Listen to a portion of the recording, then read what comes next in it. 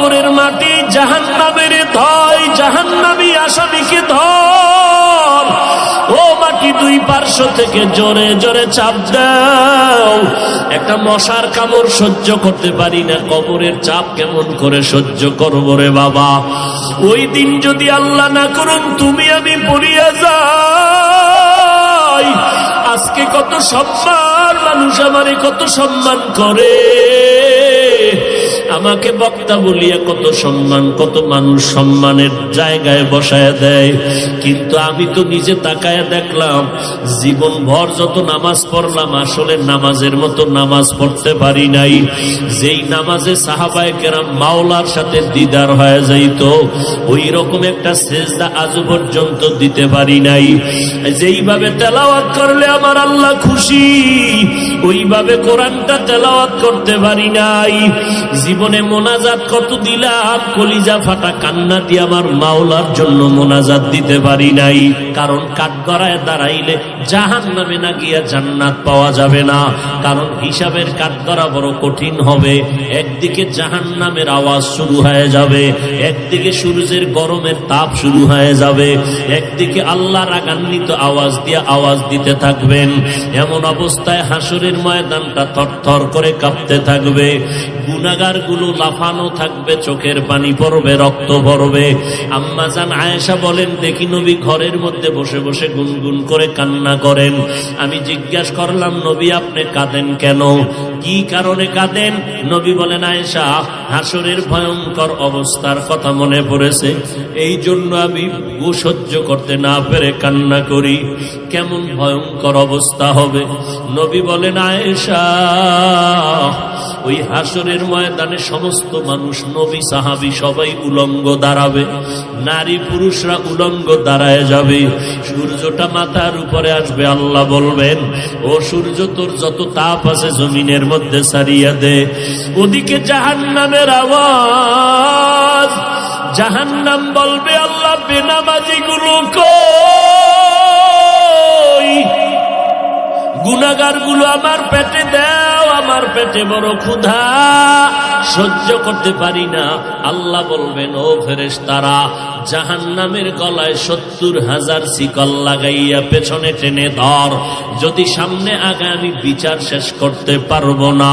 ওদিকে আমার আল্লাহ বিচার শুরু করার আগে কঠিন এক হুঙ্কার দিবেন, লিমানিল মুলকুল ইয়াউম লিল্লাহিল ওয়াহিদিল কাহ্হার। মদিনার নবী বলেন, আয়েশা এমত অবস্থায় সূর্যের গরমে জমিনটা হয়ে যাবে তামা, জাহান্নামের আওয়াজ, অপরদিকে আবার আল্লাহ পাকের কুদরতের রাগান্বিত আওয়াজ। এই অবস্থায় নবীরা পর্যন্ত গুনাহ নাই, তারাও নাফসি নাফসি বলে কান্না শুরু করবেন আর বলবেন, আল্লাহ আমাকে বাঁচান। উম্মতের কথা কোন নবীর মনেই থাকবে না, নিজেকে বাঁচানোর জন্য কানবেন। ঈসা নবী কানবেন, মুসা নবী কান্না করবেন, ইব্রাহিম নবী কান্না করবেন। আম্মা জান আয়েশা বলেন, নবী আপনি তো দো জাহানের সরদার, ওই কঠিন সময় আপনি কি করবেন? নবী বলেন, আয়েশা ওই সময় আমি নাফসি নাফসি বলে কাঁদবো না, আমি আমার উম্মতের জন্য মাকামে মাহমুদ সিজদায় পড়ে কাঁদবো আর বলবো, আল্লাহ আমার উম্মত গুলো বাঁচাও, আমার একটা উম্মত যেন জাহান্নামে না যায়। আল্লাহ বলবে, নবী আপনি কাঁদবেন না, আমি আপনার উম্মত গুলো জাহান্নামে দিব না, আপনি বাছাই করে করে উম্মত গুলো জান্নাতের দরওয়াজার দিকে নিয়ে যান। আম্মা জানকে নবী বলেন, আমি বাছাই করে উম্মত গুলো জান্নাতের দিকে নিব। আম্মা জান বলেন, কোটি সহস্র কোটি মানুষের মধ্যে চিনবেন কিভাবে আপনার উম্মত কারা? নবী চোখের পানি ছেড়ে বলেন, আয়েশা ওই কঠিন মুসিবতের সময় হাজারো কোটি মানুষের ভেতরে আমার যারা খাস উম্মত, দুনিয়াতে 5 বেলা রুজু বানাইয়া নামাজের সেজদা দিয়েছে, হাসরের কঠিন সময় আমি দেখব ওই আশিকদের অজুর অঙ্গগুলো নূরের আলোতে ঝলমল করতে হতে থাকবে। আমি নবী তাদেরকে দেখিয়া দেখিয়া দইরা দইরা জান্নাতের দরজায় নিয়ে যাব। আমি আমার উম্মতের জাহান্নামে রাইখা জান্নাতে ঢুকবো না।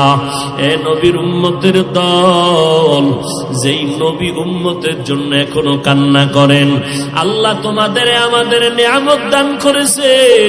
আমরা মানুষ বড় নিয়ামত, মুসলমান হইতে পারলাম বড় নিয়ামত।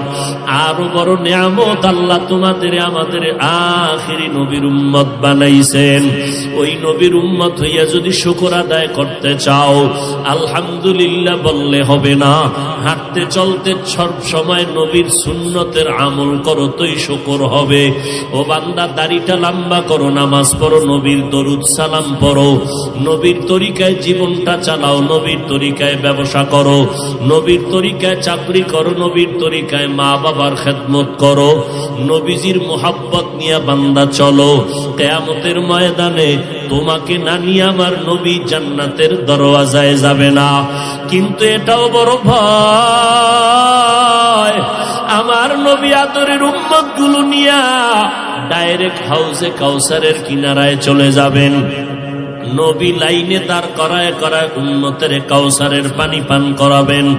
এমন সুন্দর পানি, একবার পান করলে আর জিন্দেগিতে কোনো পিপাসা লাগবে না।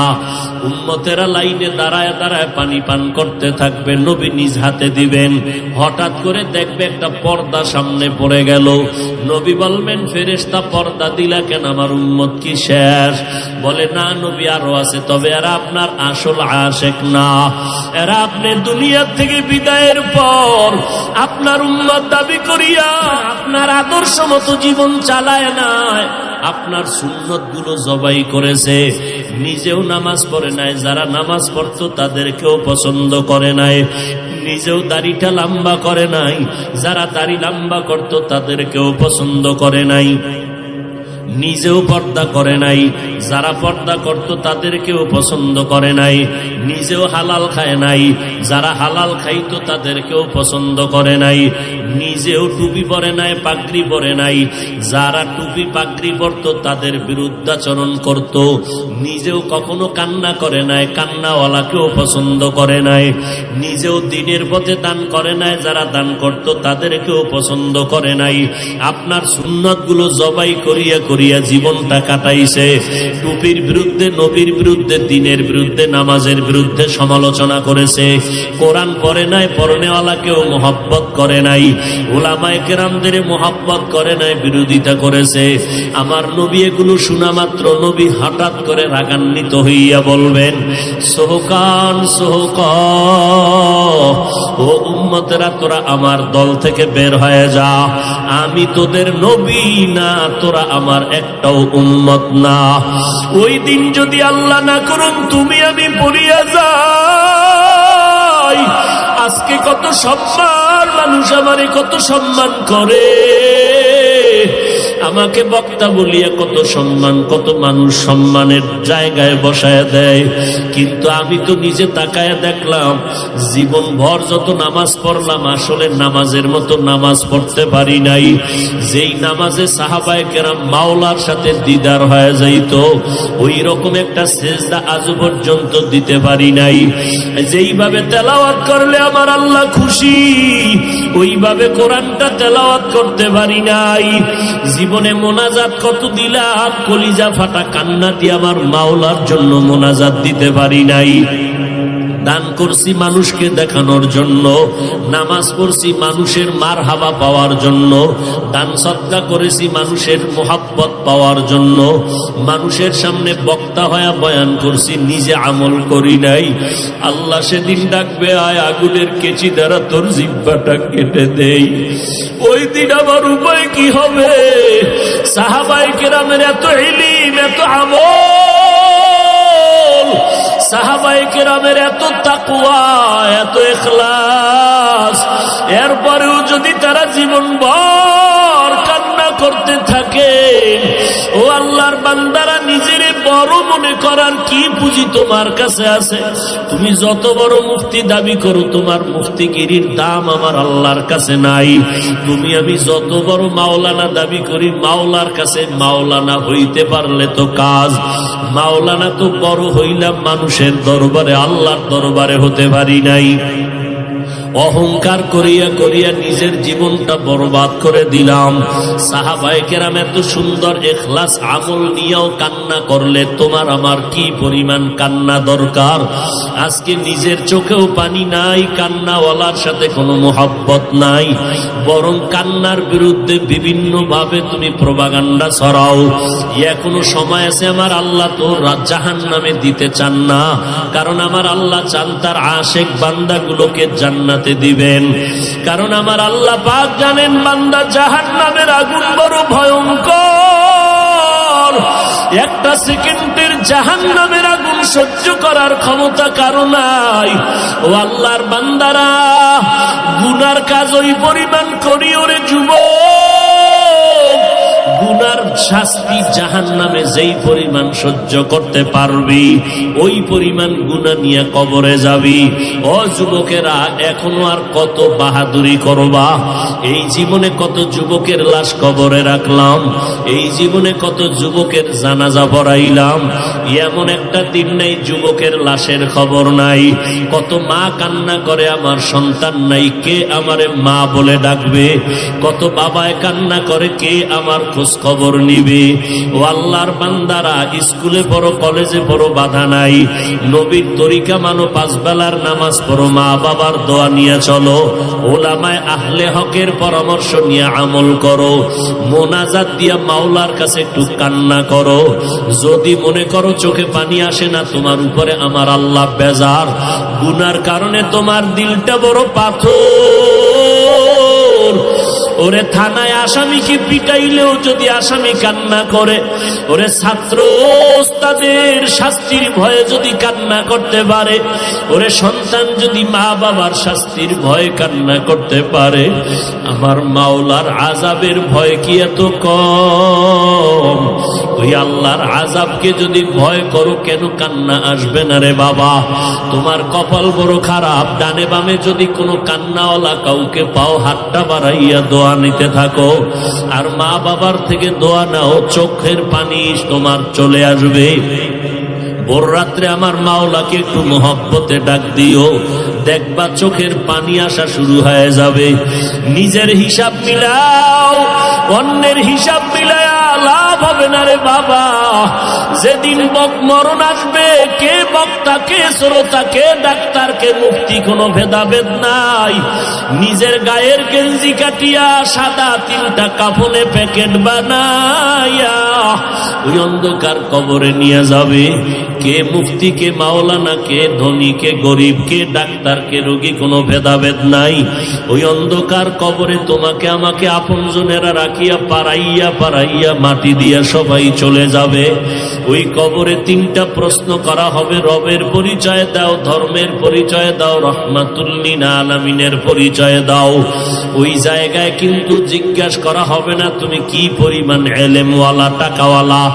অতএব এই তিনটা প্রশ্নের যারা জবাব দিবে তাদের কবর হবে জান্নাতের বাগান, আর যারা জবাব দিতে পারবে না তাদের কবর হবে জাহান্নামের গর্ত। নবীজি বলেন যারা জবাব দিবে তাদের জন্য আল্লাহ জান্নাতের বিছানার ব্যবস্থা করবেন, আর যারা জবাব দিতে পারবো না আল্লাহ তাআলার অর্ডার হবে জাহান্নামের বিছানাটা কবরে দিয়া দাও। আল্লাহ বলবে, ও কবরের মাটি, জাহান্নামের ধয়, জাহান্নামী আসামিকে ধর। ও মাটি, দুই পার্শ্ব থেকে জোরে জোরে চাপ দাও।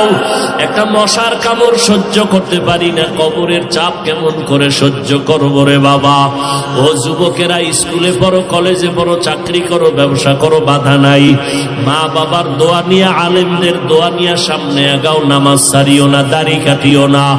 ডাক্তার হও তবে আদর্শবান ডাক্তার হইও, ইঞ্জিনিয়ার হও তবে ইঞ্জিনিয়ার আদর্শবান হইও।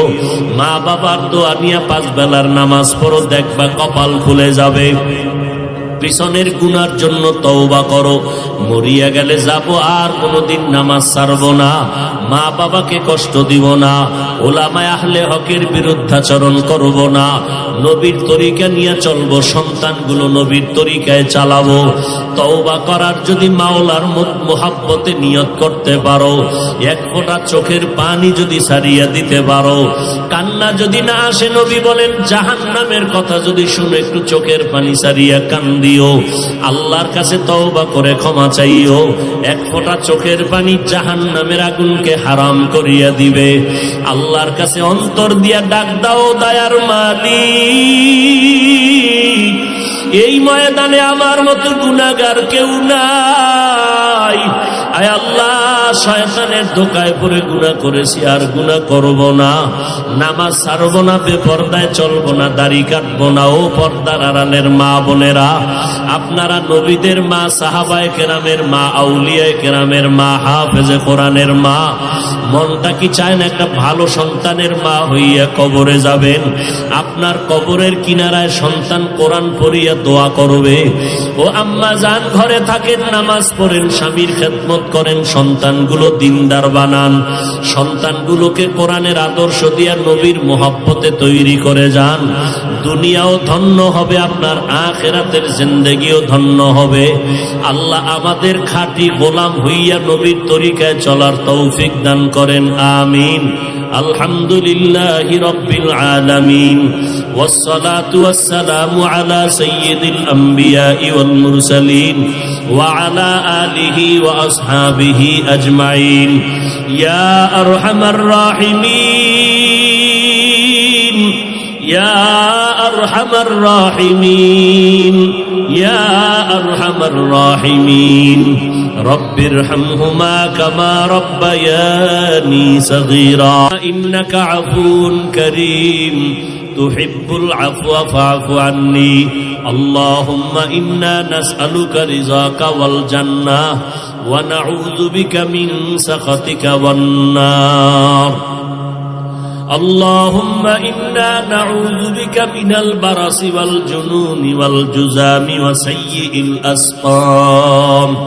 ও দয়ার মালিক, গুনার বোঝা নিয়ে আপনার দরওয়াজায় হাজির হয়েছি, শয়তানের ধোকায় পড়ে গুনাহ করে ফেলেছি, আর গুনাহ করব না রে আল্লাহ। আয় আল্লাহ, আমাকে কত মানুষ সম্মান করলো, অথচ আমার গুনার খবর আমার মা, আমার বাবা, ভাই বোন কেউ জানে না।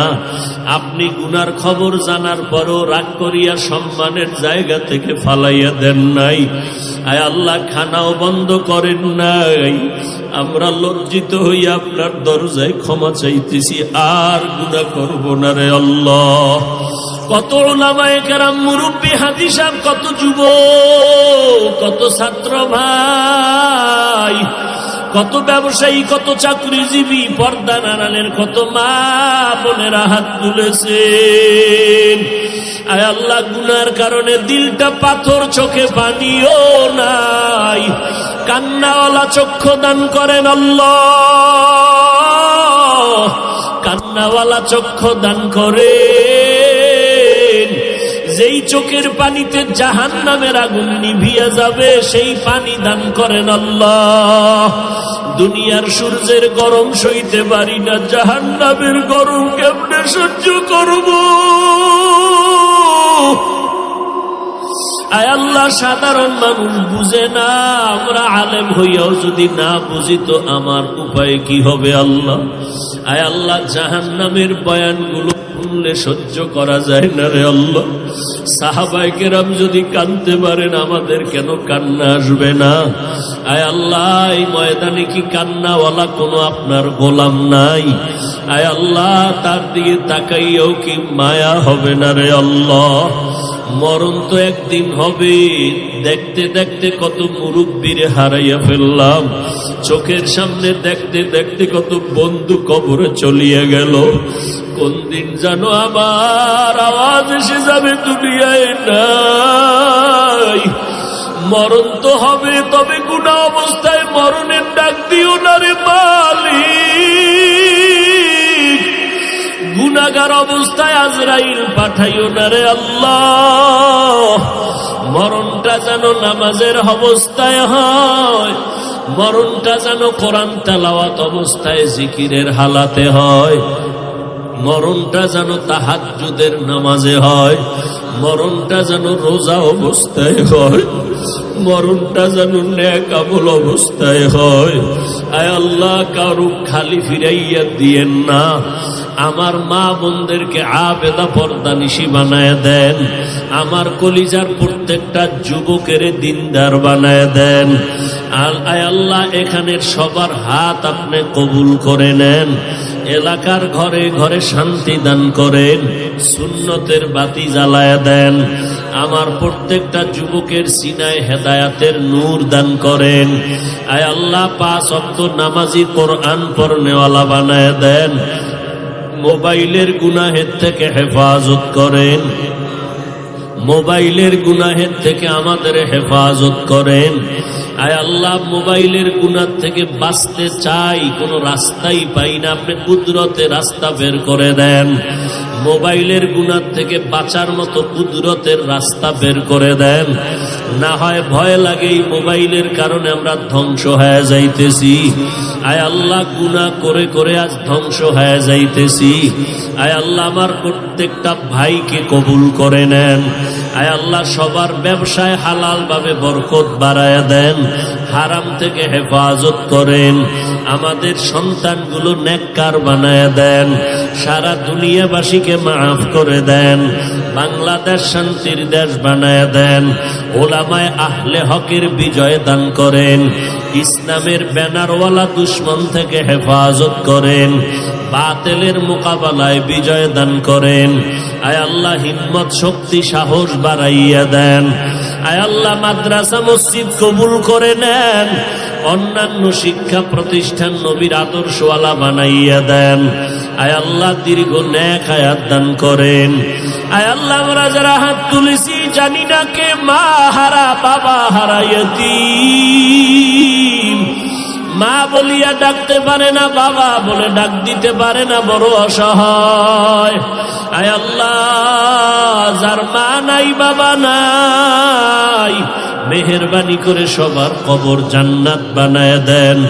আম্বিয়ায়ে কেরাম, সাহাবায়ে কেরাম, শুহাদায়ে কেরাম, আউলিয়ায়ে কেরাম, আসাতেজায়ে কেরামের মাকাম উঁচু করে দেন। আয় আল্লাহ, মিথ্যা মামলায় জড়িতদের মুক্তি দান করেন আল্লাহ। আয় আল্লাহ, ইজ্জতের হেফাজত করেন। আমাদের জান মাল ইজ্জত আব্রু পরিবার সন্তানদেরকে আপনার কুদরতের হাতে আমানত। আয় আল্লাহ, কুদরতের দ্বারা হেফাজত করেন। চলার পথে ইজ্জতের সাথে হেফাজত করেন। সারা দুনিয়ায় খেদমতের জন্য ইজ্জতের সাথে কবুল করেন। হালাল বরকতি রিজিক দান করেন। পরস্পরের রিয়া হাসাদ কিবির দূর করে ইখলাস দান করেন। ইলম হিকমত আমলে বরকত বাড়ায় দেন। আওয়াজের ভিতরে, কথার ভিতরে রুহানিয়াতে স্পষ্টতা বাড়ায় দেন। আয় আল্লাহ, মুখালিফের মুওয়াফিক বানায় দেন। ওলামা তোলাবা উম্মতের অন্তরে ইজ্জত মুহাব্বত রহব দান করেন। আয় আল্লাহ, ঢাকাতে মাদ্রাসার খেদমত করি কবুল করে নেন। আয় আল্লাহ, সুন্নাত অনুযায়ী জীবন চালানোর তৌফিক দান করেন। নবীজির রওজায় গিয়া সালাম দেওয়ার তৌফিক দান করেন। বাইতুল্লাহর গিলাফ ধরে লাব্বাইক বলার তৌফিক দান করেন। আদবওয়ালা বিনয়ী জিন্দেগি দান করেন। হাসবুনাল্লাহু ওয়া নি'মাল ওয়াকিল, নি'মাল মাওলা ওয়া নি'মান নাসির। ওয়া সাল্লাল্লাহু তাআলা আলা খাইরি খালকিহি মুহাম্মাদিন ওয়া আলা আলিহি ওয়া আসহাবিহি আজমাইন। আমিন আমিন আমিন বিরহমাতিকা ইয়া আরহামার রাহিমিন।